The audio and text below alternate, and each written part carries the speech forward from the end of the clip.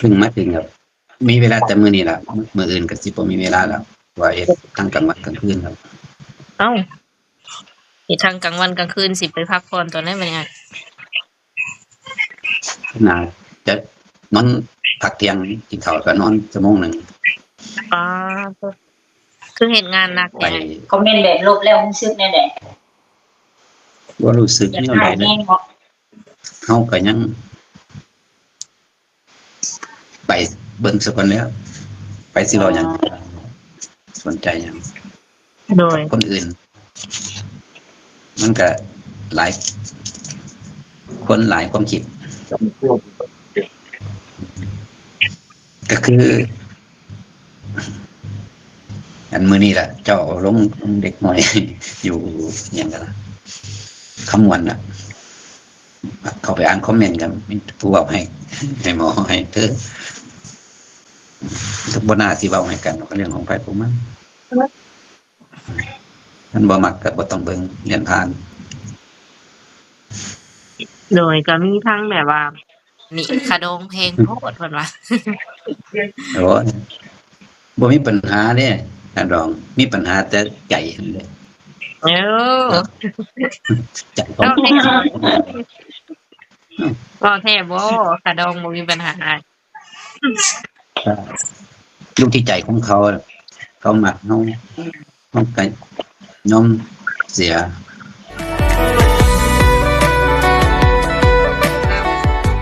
สบายดี ครับ สบายดี โดยสบายดีทั้งอ้ายเพิ่นเนาะวันนี้ก็ สวัสดี อยู่ ครับ นำกัน3คนกับแม่สุบังเพิ่นนำ มื้อนี้ เพิ่งเลิกงานมา มื้อนี้พิเศษกว่าทุกๆมื้อเนาะ ครับ เลิกงานแต่โดนแล้วบ่อ้าย เพิ่งมาถึงครับมีเวลาแต่มื้อนี้ล่ะมื้ออื่นก็สิบ่มีเวลาแล้วว่าเฮ็ดทั้งกลางวันกลางคืนครับ เอ้าเฮ็ดทั้งกลางวันกลางคืนสิไปพักผ่อนตอนไหนบัดนี้อ้าย น่าจะนอนพักเที่ยงกินข้าวก็นอนชั่วโมงหนึง อ๋อ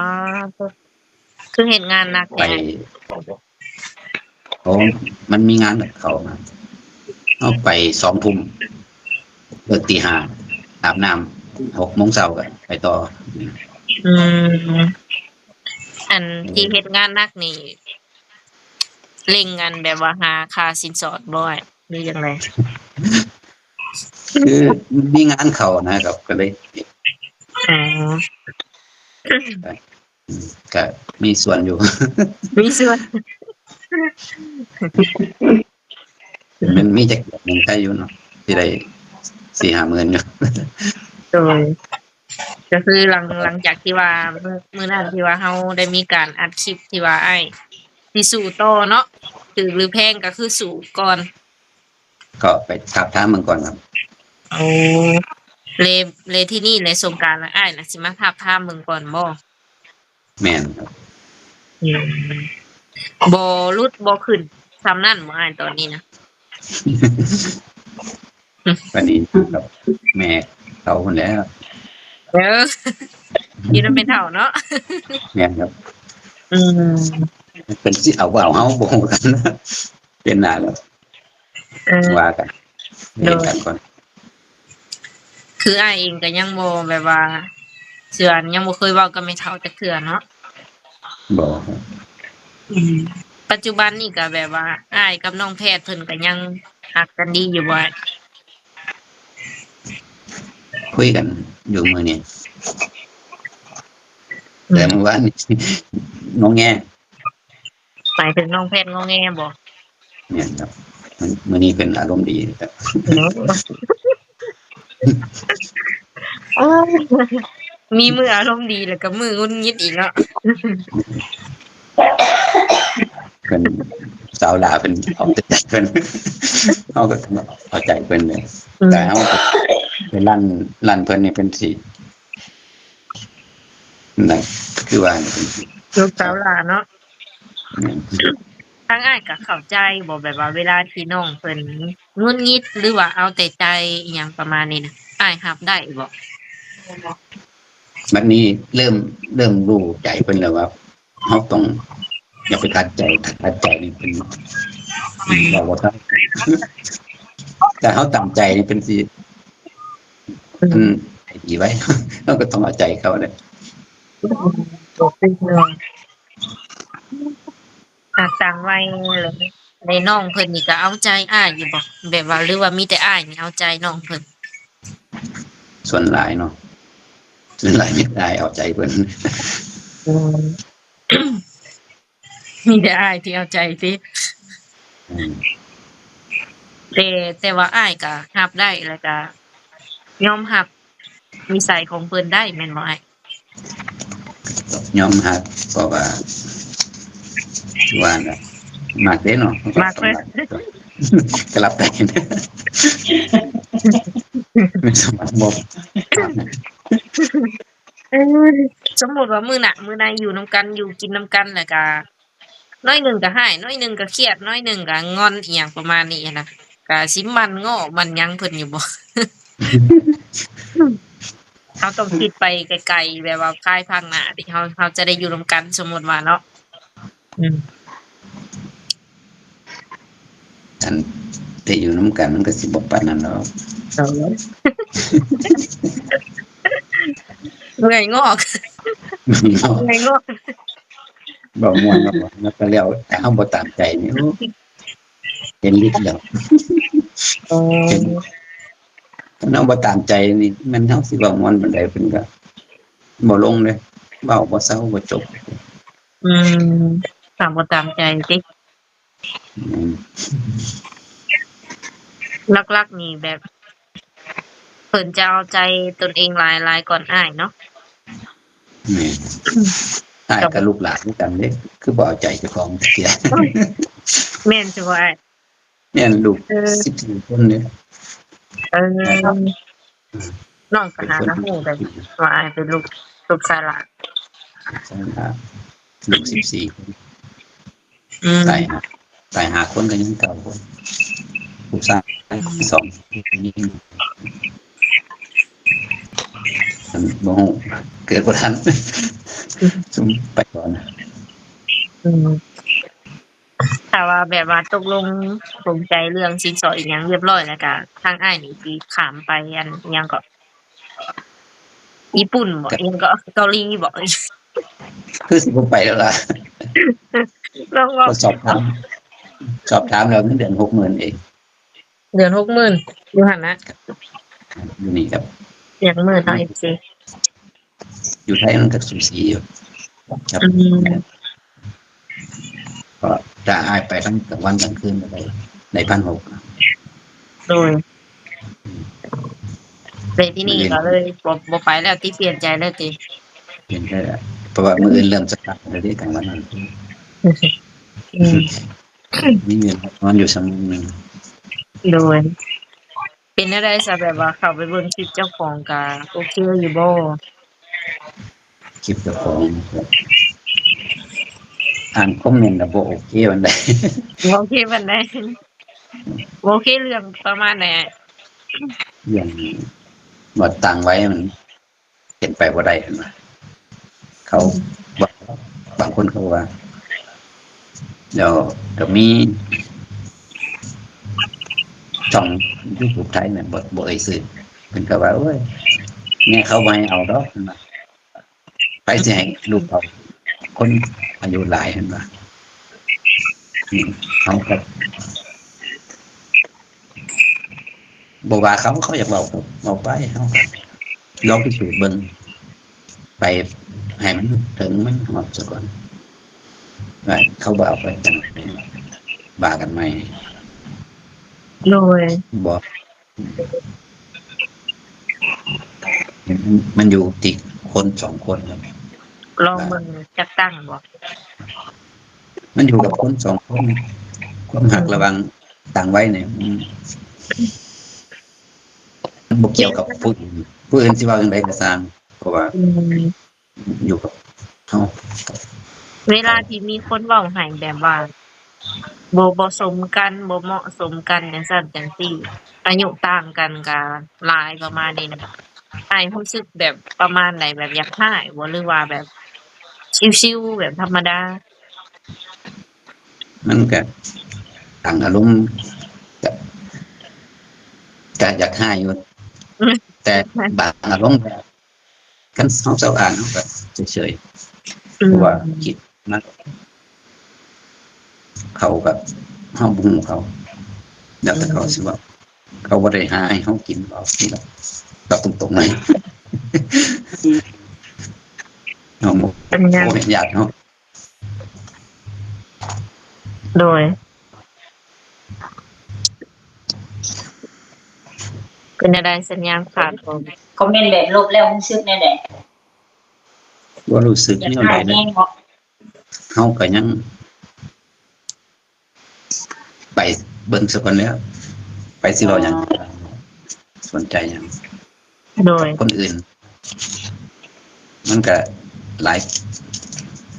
คนหลายความคิด ก็คือ อันมื้อนี้ล่ะ เจ้าลงเด็กน้อย อยู่หยังกันล่ะคำมวนน่ะ เข้าไปอ่านคอมเมนต์กันมีผู้เว้าให้หมอให้เธอบ่น่าสิเว้าให้กันก็เรื่องของไผของมันมันบ่มักก็บ่ต้องเบิ่งเรียนผ่าน โดยก็มีทั้งแบบว่าทั้งบวกและก็ทั้งลบเนาะแต่ว่าส่วนหลายสำหรับความรักของอ้ายกับน้องเพชรตัวนี้จะมีแบบว่าทางลบหลายก่อนทางบวกเนาะ แม่น ก็มีแบบว่า ภาคส่วนหนึ่งเพิ่นก็ให้กำลังใจอ้ายก็ว่าแบบสู้ๆในใดก็สู้ต่อเนาะประมาณนี้สำหรับอีกภาคส่วนหนึ่งเพิ่นก็ให้ทางอ้ายนี่ถอยเพิ่นว่าประมาณนี้คะดองแพงโพดเพิ่นว่า โอ้ยบ่มีปัญหาเด้ท่านรองมีปัญหาแต่ใจนั่นแหละ เออ ใจของ เอาแท้บ่แท้บ่คะดองบ่มีปัญหาอ้าย อยู่ที่ใจของเขาอะเขามักเฮาก็ยอมเสีย อืมแบบว่าเวลาที่เฮาคุยกันเนาะแบบก็รู้สึกแบบว่าน้องเพชรนี่มักอ้ายหลายอยู่บ่หรือว่าแบบใดเฮาสัมผัสได้เฮารู้สึกได้ประมาณนั้น ก็ประมาณกลางกลางๆเนาะ ๆกลางๆแบบ ต้องเพศกันประมาณแบบว่ากลางๆยังบ่ทัน100%แต่ว่าสำหรับอ้ายนี่100%แล้วบ่ตอนนี้แบบสู้บ่ถอยบ่ ไปตามความเป็นเพิ่นบ่มักเฮาก็ถอย เออ มีตอนนั้นแม่น โดย แจ้งด่านเขาบ่เอาเฮาก็บ่ได้คือเอามื้อนั้นมื้อคนก่อนจิตทะเลาะกันเป็นว่าเจ้าฮักข่อยกินไว้บ่เพิ่นว่าผมก็เต็มร้อยของน้องเนาะบ่แม่นเพิ่นว่าบ่ตามใจข่อย โอ้ยเอ้ยตามใจแนวใดเพิ่นว่าขอก็ให้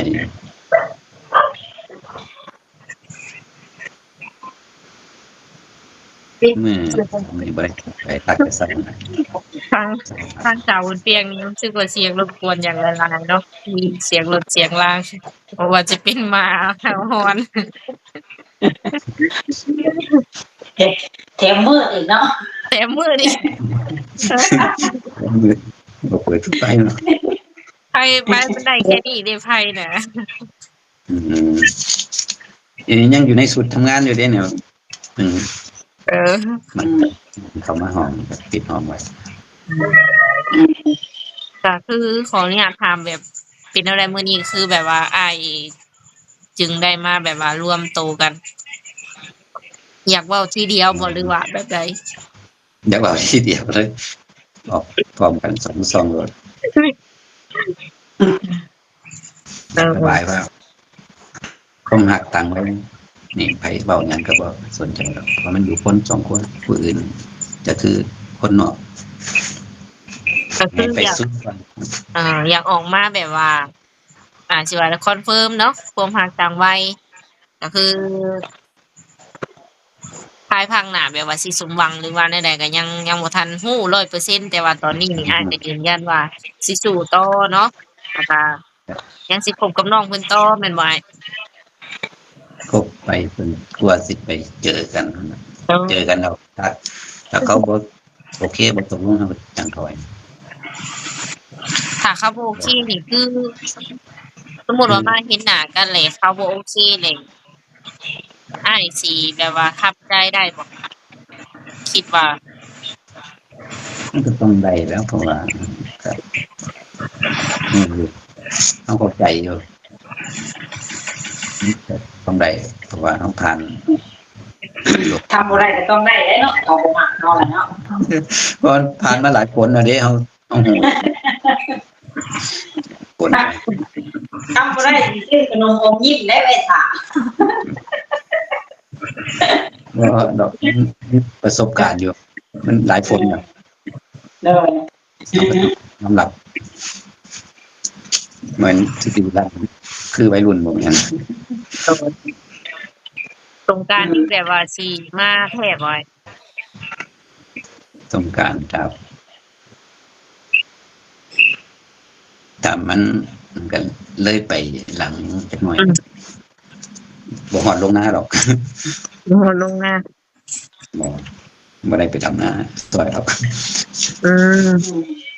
ถ้ามื้ออื่นได้งานเต็มเดือนไปกลางคืนอั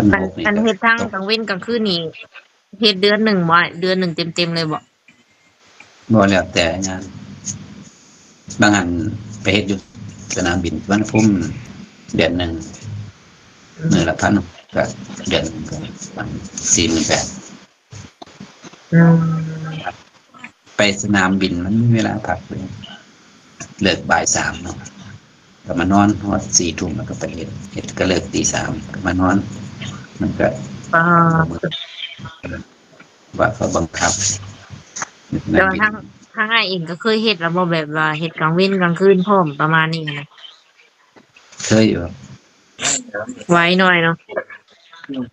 แต่มีเวลานอนอยู่ อืม ตอนเช้านอน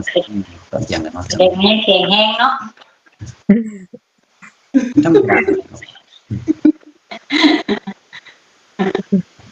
ย อมแน่เดียวแล้วเนาะมันผู้สาวงอนอยู่แล้วเนาะงอน เดี๋ยวนี้ยอมใจคนเอาใจเด็ก ยอมใจเด็กน้อย เอาใจเด็กน้อย เขาอายุซ้ำนี้เขามักแต่งตัวมาเห็นหมุกได้หยังเขาก็อยากได้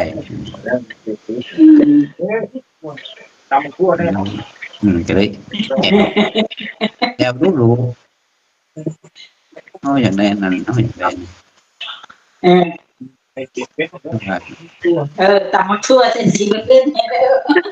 วันนี่เขาเอารถ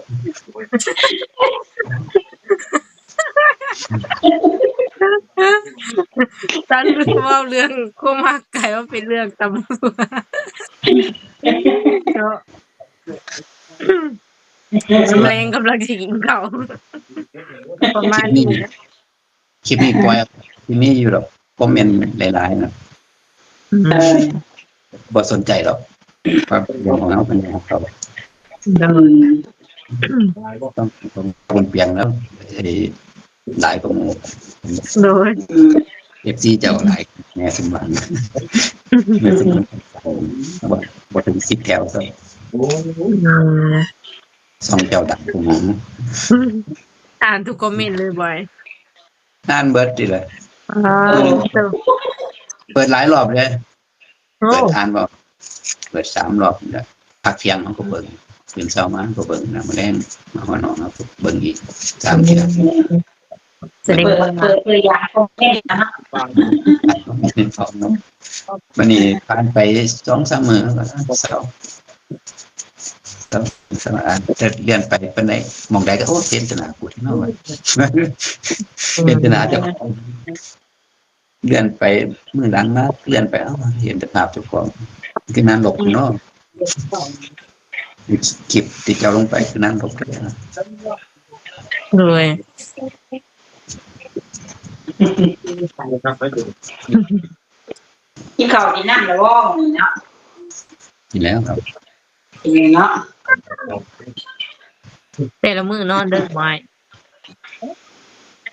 ช่วงใดที่บ่ได้มีกะ 3-4 ทุ่มนะ อ๋อคุยกับน้องแพทย์บ่ ทุ่มคุยกันบ่เกิน2 ทุ่ม 3 ทุ่ม อืม อืม คุยโดน เพิ่นยังบ่ได้เอาไปแปลงบ่โทรศัพท์เลย บอก อืม เป็นบ่มี อืม เจ้าเห็นเป็นไปซื้อเกี่ยวหมู่เพิ่นไปซื้อตัว อืม หมู่เพิ่นไปซื้อเฮาสิได้อีหยังเจ้าบ่ให้ข่อยนะ เอออันว่าไปซื้อเกิบมื้อนั้นน่ะบ่ แม่นเอาเบิ่งแล้วเอาเบอร์6เด้อนะเพิ่นบอกมื้อเช้านี่ อืม เฮาสิเบิ่งของหมู่เอาเบอร์อืม ไม่ดอกมันจะเบอร์39ไปหลายๆล้านที่เป็น มันบ่มีเบอร์ใหญ่เนาะ แต่เป็นเบิ่งอันนี้เบอร์39 อืม คือแบบว่าให้เป็นทิศบ่แบบว่าอ้ายดูแลน้องแพทย์นี่เป็นอาทิตย์บ่ บ่กำหนดเด้เพิ่นเอ่ยปากขอมื้อใดตรงไหนเพิ่นว่านั้น ก็คือบ่มีกำหนดสิ บ่มีกำหนดอันแค่อาทิตย์2 เที่ย โอ้ อืม เดี๋ยวแต่อารมณ์เพิ่นก็บ่หลายไว้นึง เอาขอทีละ500บ่แต่ว่า ให้เพิ่นคำนะ สมมุติว่าอาทิตย์หนึงเพิ่นขอฮอดบ่แบบว่า2เทื่อหรือว่า3เทื่อจังซี่ 2 เทื่อ ก็ตก 500อันหนึง ก็ตกอยู่อันอาทิตย์ละ1,000 บาทเนาะ มื้อละ135 บาทคิดเบิ่งนะเดือนหนึงเดือนหนึง4,000คือ135 บาท อืม อืม ตกอ ก็ ยู่ ซ้ํ ว่า ไปรับจ้างนะ โดย กำนั้นเฮาก็คือว่าเฮาหักโอให้เขานะเฮาโอตำโอชั่วโมงละ100 อืม ค่ารายวันเฮาก็เก็บไว้ อืมตกอยู่อันเดือนละ4,000เนาะถ้าว่าเดือนใดจำเป็นก็4,000กว่าบาทประมาณนี้หน่อยเนาะ เนี่ยเพราะว่าเขามีโอบังคับชั่วโมงมื้อชั่วโมง อืม เฮาก็คิดค่าโอกันให้เขาค่าแรงเต็มวันเฮาก็เอา อืม ชั่วโมงละ ก็ ความหักไว้อันหักต่างวัยเนาะตอนนี้ก็กำลังถอนเงินถอนคำเนาะเพื่อที่จะมาขอสาวลาวแม่ใดก็สู้ๆเนาะ เป็นกำลังใจให้ ขอบคุณหลายครับที่เป็นกำลังใจให้ เด้ออยากให้สมหวังอะไรเนาะอยากให้มีครูแบบว่าหักต่างวัยแบบสักครู่ที่ว่าสมหวังอีหลีนะแต่ว่าทั้งอ้ายนี่ก็คือสิ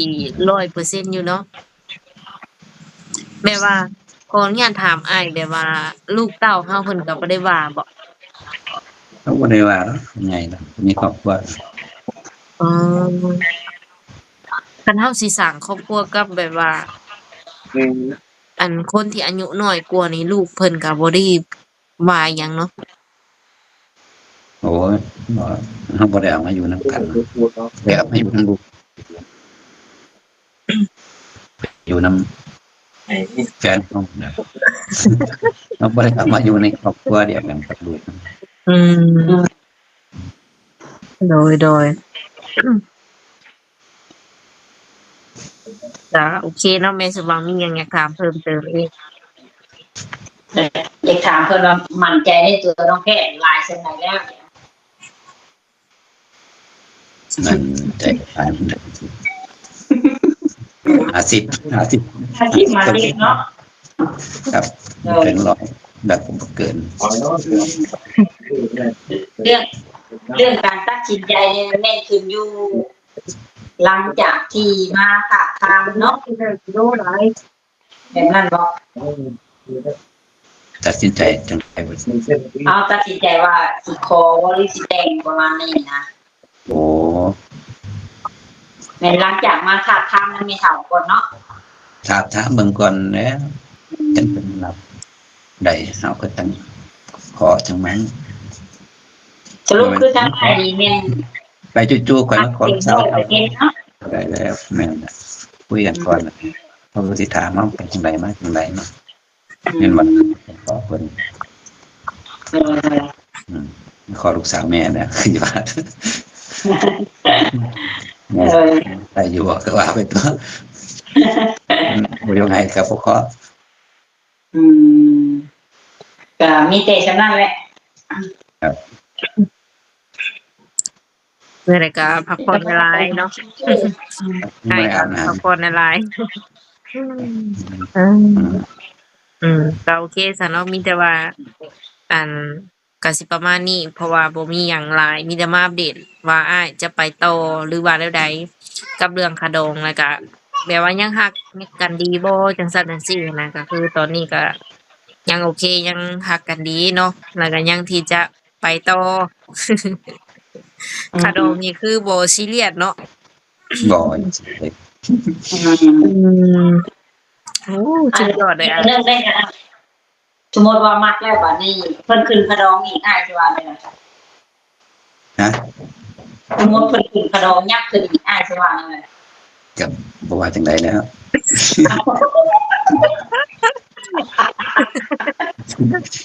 าจังไดก็เป็นบางคนเบิ่งคลิปนี่แล้วก็สิว่า เขาบ่มักเจ้าเขาเอาค่าของแพงเขาบางคนก็สิว่า เออ เข้าใจแล้วยอกจังไดก็บ่สนใจแล้ว โอ้แสดงว่าอ้ายบ่หวั่นเลยเนาะเกี่ยวกับกระดองเนาะ เฮามักเฮาก็ต้องหาเงินไปสู้แล้วเนาะ ก็แบบเดียวก็เฮาอยู่ในรถวิโก้เนี่ยนะเนาะ ไว้ใจบ่กล้าได้ขี่สร้างงาบ่ อะไรนี่คติประจำใจอีก เสียลู เอก อเนาะเป็นกำลังใจให้สุดยอดเลยง่ายดีสุดยอดอีหลีเนาะนับถือในน้ำใจ อุปสรรคจังว่ากัน ไปหมดก่อน ดู มีแต่เรามีทุกคนเรากระยมใส่เฮา อุปสรรคเห็นอย่างเขาต้องไปให้มันเห็นด้วย โอ้ย เอาหูกันจะใจถอยลงบอกไปสร้างผู้อื่น เออถ้าคนอื่นบ่ได้เด้เนาะ ไม่ได้เขาไม่ได้กระดองซอยใจ ใจขนาดเลย จะได้ แล้วก็ทั้งอ้ายนี่ยังอยากเว้าต่ออีก มีอย่างอ มี ยาก คน ฟัง ในใจจะเว้าอีก อ๋ออยากมีอย่างอยากลอยบ่ติ โดย ก็บ่มียินบ่มีมีแต่ กำลังรุ่นอยู่ว่าให้มีอย่างที่ว่าอ้ายประตว่าบ่มีคือช่วงที่นี่เนาะ ถามมากเกิดมา โอเคซะเนาะมีแต่ว่าพักผ่อนค่ะให้เพิ่นพักผ่อนมื้อหน้ามื้อในถ้าว่ามีเรื่องราวอีหยังก็ค่อยขออนุญาตอ้ายเพิ่นอัปเดตใหม่เนาะ ครับสงกรานต์จะมาอัปเดต สงกรานต์จักอัปเดตเพิ่นว่า บอกไว้อัปเดตครับเพราะว่าผมมีเวลาอะไรวันนี้ไม่รู้ โดย สิผมมีเวลาคุยกับใคร โอ้สูงงานอย่างเดียวแล้วบัดเนาะ รักษาสุขภาพแหละ 2 ทุ่มจึงได้ออกไปเพราะมันนี่เขาไปในห้างก็4 ทุ่มเขาถึงเปิดนะเขาจะปิดห้างเขาก็นอนอยู่หน้างาน